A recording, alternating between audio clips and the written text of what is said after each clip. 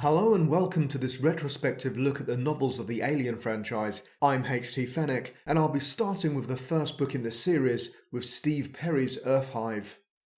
In this video, I will discuss some interesting aspects of the book, as well as the elements that I disliked, before giving it my final rating. Please be aware that we have had almost 30 years to read this text, so there will be many spoilers as I assume that you have read the novel. If you still wish to read Hive, then I would recommend that you do not watch this video. So what's this book about? Aliens Hive, also known as Aliens Book 1 Hive, is a 1992 adaptation of the comic Aliens Outbreak. In relation to the films, this book sits between the events of Aliens and Alien 3.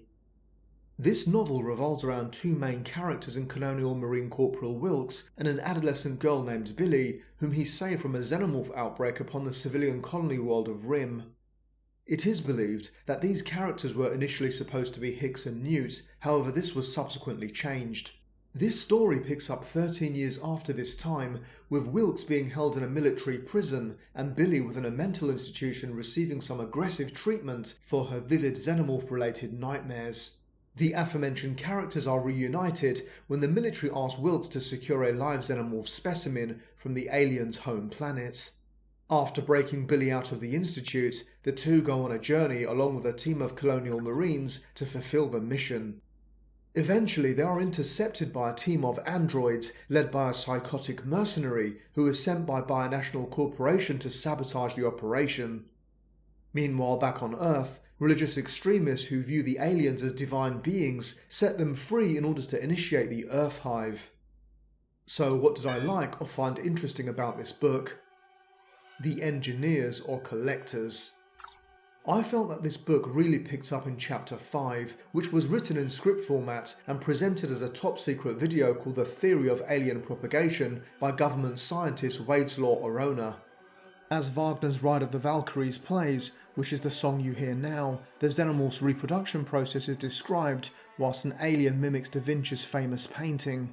Clearly all this classical music and art inspired Ridley Scott's Prometheus and Alien Covenant, which brings me on to my next intriguing point of discussion, the engineers. Except in this book, they are referred to as the collectors, and some interesting ideas about them are introduced, which I will read to you now. How the aliens escaped their world is of course complete speculation. The ship lands, and a suited figure emerges, carrying assorted collecting gear and a wicked-looking hand weapon. However, it seems likely that some outside force, perhaps a spacefaring species, interacted with the aliens. The suited figure returns to the ship, an alien egg inside a clear specimen bottle. From the size of the egg compared to the collector, it is apparent that the collector is much larger than a man, perhaps 3 times so. Cut to internal collector's spaceship.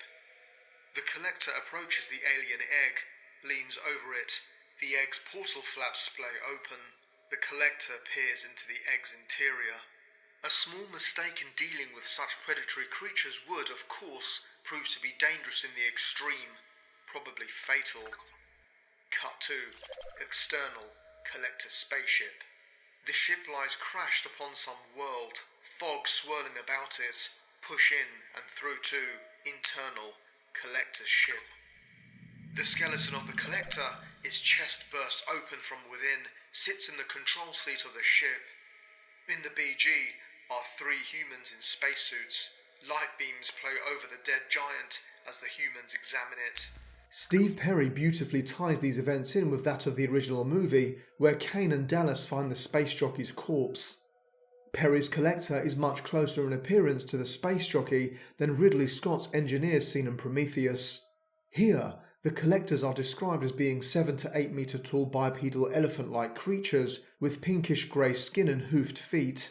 In my opinion, this description is far superior to the creature design of the engineers, who only look like the space jockey whilst wearing their spacesuits. Obviously this was to tie in with the God-created man in his own image concept, which received mixed reviews by fans in Prometheus. I think the space jockey appearance suited the H.R. Giger design style it belonged to, and actually looked believable as a creature that came from the same universe as the xenomorphs. Furthermore, the notion that these collectors harvested rather than created the xenomorphs is an intriguing one. Obviously no one knows what the original space jockey was, but I think I prefer the idea of an alien species that collected these creatures as opposed to one that engineered them. I like the idea that the Xenomorphs have a homeworld and were discovered by another alien species that perhaps harvested them as biological weapons. It is of course entirely possible that these collectors also created or grew these creatures upon the Xenomorph Homeworld, but I do not think that is what Perry is suggesting. Chestbursters develop quicker if the host is afraid. Another interesting idea introduced by Perry is the theory that the chestburster develops at a faster rate if the host is afraid.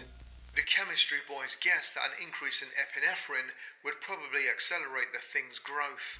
This concept reminds me of the Batman villain Cornelius Stirk, who would eat the hearts of his victims, believing that the chemicals released during intense fear would cure his insanity. This idea would also explain why chestbursters would emerge at different rates in various films. The android reveal. The films Alien, Aliens and Resurrection all have shocking android reveals, and Hive continues in that vein. Mitch Bueller's immense strength is displayed in Chapter 17 when he defends Billy's honour after she is insulted by a fellow Marine. Billy saw the tendons in Bueller's hands standing out. He was practically holding the bigger man off the floor, pinned to the wall like a struggling insect. He seemed too strong for a man of his size. Since enhanced humans are alluded to earlier in the novel, we are led to believe that Bueller might be one of them. His feelings for Billy reach their climax in an incredibly graphic love scene as they quickly become an item. In addition to this, Wilkes does not want Billy to have sexual relations with Mitch for reasons that he will not reveal. Since there are subtle hints that Wilkes may be attracted to her, we feel that his objection may be due to jealousy. All this throws us off the scent that Mitch is an android, so when it is revealed, everything makes complete sense in this satisfying revelation. The thing tore him in half at the waist. Billy saw the parts of Bueller fall, saw his hips and legs fly one way, his upper body another, tumbling, and the white circulating fluid, not red blood, white, spraying like a milky fountain into the air under the alien sun. This moment blends Ash's exposure as an android with the death of Bishop. The sexual aspect of Ash's reveal, where it seems like he is about to rape Ripley, is combined with the destruction of Bishop as he is torn in half by the Queen. Clearly this moment works as an incredibly shocking revelation because Billy had sex with Bueller, who we now know is an android. As a result, this raises many questions for the reader. Firstly, would an android have genitals, and if it did, would they serve any biological function? Could a robot feel for, be attracted to, or aroused by a human? Whatever you think, the book does raise some interesting questions about what it means to be human, and for that reason, I do believe that this is an interesting android reveal. So, what did I dislike about this book? The Xenomorph Homeworld. The notion of the homeworld is discussed briefly in Chapter 5, as Arona theorises it to be a harsh and desolate place due to the alien's tough exoskeleton. Despite not calling it Xenomorph Prime, Steve Perry does describe the Xenomorph's homeworld. He is particularly descriptive of their hive, comparing it to a mound that loomed like an apartment-sized anthill. The surface was ridged and convoluted, a dull blackish grey with bits of lighter colour here and there. As they drew nearer, Bueller saw that the lighter bits were bones, a lot of them skulls, all blended into the surface. There is not much more about the homeworld other than what you see in this description here, which is a real disappointment. In all honesty, the giant anthill really lacks imagination, as it is far too close to what you would find on Earth. Just because the aliens look like bugs, they do not have to live like them. For a species that creates its own environment, this is a real letdown, and I would have wanted to read something that painted some very alien imagery. Perry could really have gone wild here, but played it safe, offering us very little, which leaves us flat. The author also continues to describe some other deadly natives of the planet, with the giant flying creatures that attack the Marines. They looked reptilian, with greyish scaled skin. They had delta-shaped wings that spanned at least 10 meters, short, sleek bodies, and elongated heads with rows of pointed teeth. Again, this lacks creativity, and I feel that Perry's vision of alien creatures offers us nothing more than what we've already seen in a plethora of dinosaur movies since the 1930s. There is not enough about the Xenomorphs. Speaking about alien creatures, What did I make about the star of the novel, the Xenomorphs themselves? Quite simply, we hardly see any Xenomorphs until about 2/3 of the way into the novel. When we finally do witness some Xenomorph action, it is very brief and we learn nothing new about the creatures, their behaviour, biology, or society. In fact, the Xenomorphs are barely described, and when they are, the horror and tension we associate with them is completely lacking. Ultimately, this is a story about Billy and Wilkes, as well as the corporations who want to weaponize the creatures. The aliens are tertiary characters only. Therefore, if you're expecting a book about the Xenomorphs, you are going to be highly disappointed. The Xenomorph Infestation on Earth. The final act of the novel describes Binational's facility on Earth, which has been attacked by religious extremists who view the aliens as divine beings and free them to infest the planet. Despite the military's attempts to exterminate the Hives, the aliens manage to adapt their tactics and gain the upper hand. Inevitably, the aliens overrun the planet, and when Wilkes, Billy and Beulah return, it is too late. Earth has been abandoned. Clearly, aliens overrunning the planet is a huge storyline that is worthy of a book in its own right. However, the novel that is titled Earth Hive only describes these events within the last few chapters that seem tagged on to the end. As a result, this conclusion seems incredibly rushed, and we get no sense of terror towards it.